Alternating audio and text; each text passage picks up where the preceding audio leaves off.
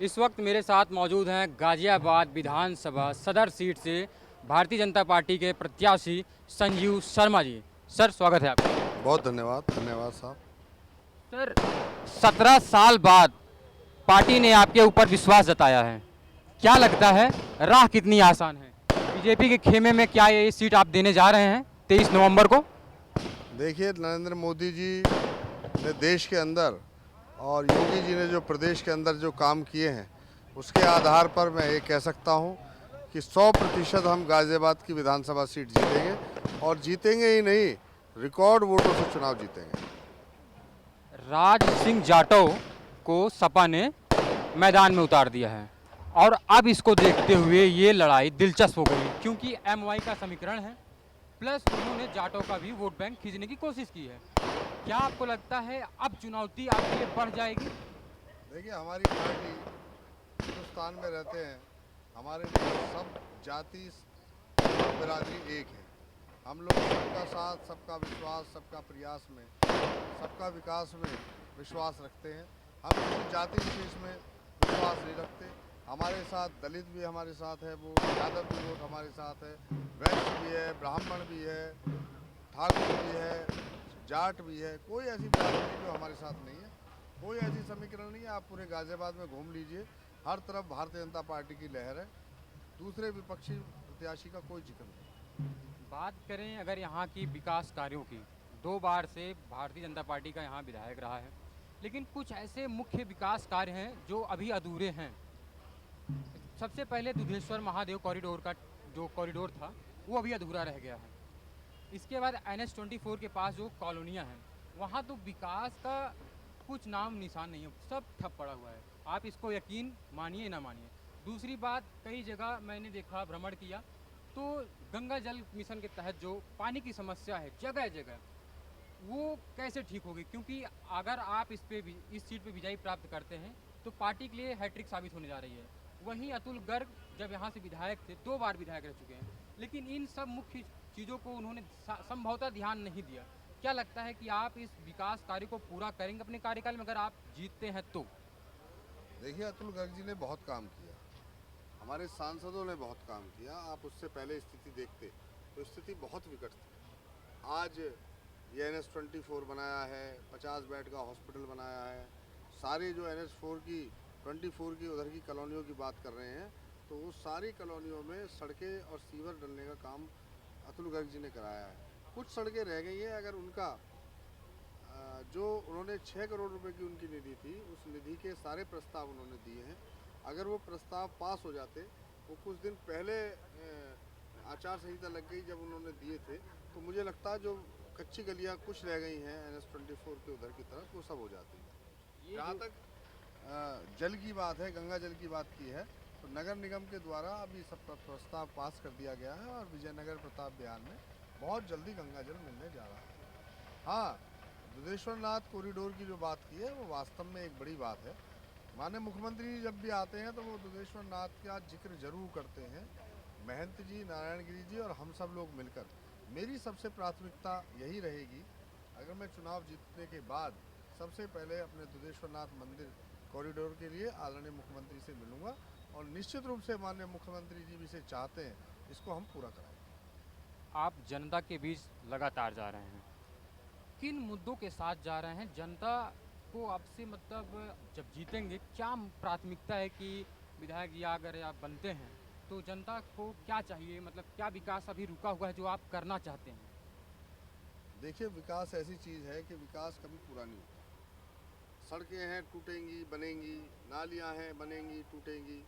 अब हम लोगों को और अच्छा काम करना है। लोगों को पता है, देश के प्रधानमंत्री जिनके पास मजबूत नेतृत्व है, 2047 में जिन्होंने विकसित भारत बनाने की कल्पना की है, मुख्यमंत्री योगी आदित्यनाथ जिन्हें उत्तर प्रदेश में नहीं पूरे देश के अंदर एक आदर्श मुख्यमंत्री माना जाता है। लॉ एंड ऑर्डर के मामले में उनका कोई सानी नहीं है। तो इन सब चीज़ों को लेकर भी लोग बहुत प्रसन्न हैं। सबको पता है कि उपचुनाव से कोई सरकार बननी या बिगड़नी नहीं है, लेकिन ये उपचुनाव एक मोहर है कि लोग प्रधानमंत्री मोदी जी के और योगी जी के कामों पर मोहर लगाएंगे, और उनको बताएंगे कि ये हमारे देश के सर्वश्रेष्ठ प्रधानमंत्री हैं और सर्वश्रेष्ठ मुख्यमंत्री हैं। सरकार बनानी और बिगाड़नी तो कार्यकर्ताओं के हाथ में होती है, लेकिन आप किन मुद्दों को लेकर जनता के बीच में जा रहे हैं, जो जनता आपको विधानसभा बैठाएगी आने वाले समय में, अगर आप वाकई में हर जनता के पास पहुंच रहे हैं, उनकी समस्याएं सुन रहे हैं, तो मुद्दा क्या है आपके पास? अगर आप हर जनता के पास, हर लोग के पास जा रहे हैं, मुद्दा क्या है इस बार? देखिए, भारतीय जनता पार्टी जहाँ कार्यकर्ताओं की बात की, कार्यकर्ता आधारित पार्टी है। मैं 5 साल तक अध्यक्ष भी रहा हूँ। मेरे गली गली में जो समस्याएं हैं, उन समस्याओं के बारे में मुझे जानकारी है। मेरी गली गली में बूथ समिति तक है, पन्ना प्रमुख तक लोग हैं। प्रत्येक कॉलोनी की अपनी अपनी अलग समस्याएं हैं, अलग चीज़ें हैं। अगर मल्टी स्टोरी बिल्डिंग्स है, क्रॉसिंग लीजिए, सिद्धार्थ विहार लीजिए, प्राइवेट कॉलोनी आप जहाँ पर खड़े, इनकी अलग समस्याएं हैं। इनके यहाँ विकास का काम नहीं है, इनके यहाँ अलग समस्याएं हैं। इनके यहाँ मेंटेनेंस चार्जेस की बात है, इनके यहाँ साफ जल की बात है, साफ सफाई की बात है। और कहीं और कॉलोनी में जाइए तो उनके लिए सड़क मुद्दा है, हॉस्पिटल भी मुद्दा है। हालांकि हॉस्पिटल यहाँ भी बना है, गाजियाबाद शहर में भी हॉस्पिटल है।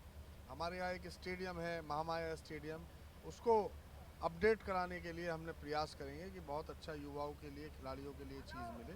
द्विदेश्वरनाथ मंदिर के लिए प्रयास करेंगे। 50 बेड का हॉस्पिटल हमारा बना हुआ है, वो परमानेंट एक्टिवेट हो जाए, उसके लिए प्रयास करेंगे। एम्स हॉस्पिटल की सैटेलाइट सेंटर की बात हुई है, उसको प्रयास करेंगे कि गाजियाबाद विधानसभा के अंदर वो एम्स का जो सैटेलाइट सेंटर है वो बने।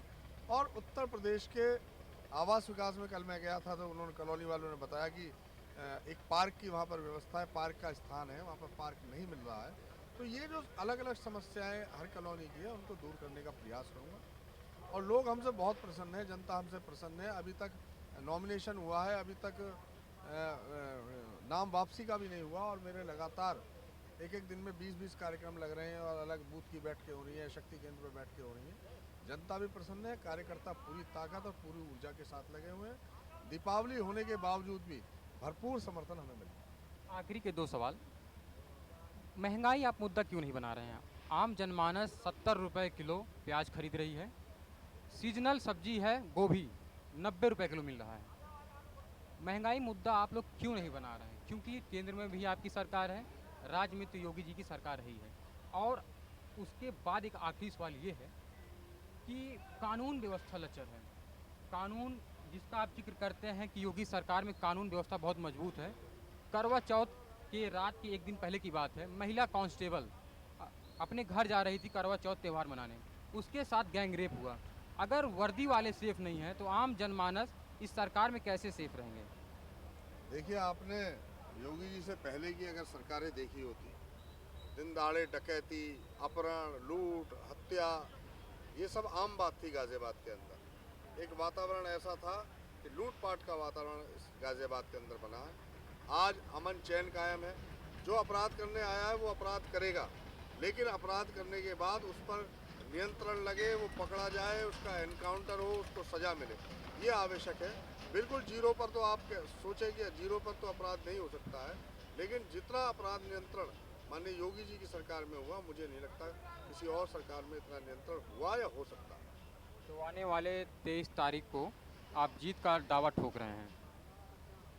जीत तो जनता बताएगी। मुझे पूरी आशा है कि गाजियाबाद की सम्मानित और महान जनता भारतीय जनता पार्टी के साथ रहेगी। चलिए, बहुत बहुत धन्यवाद।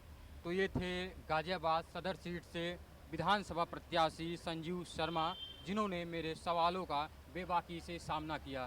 कैमरा पर्सन प्रहलाद के साथ न्यूज़ 24 गाजियाबाद।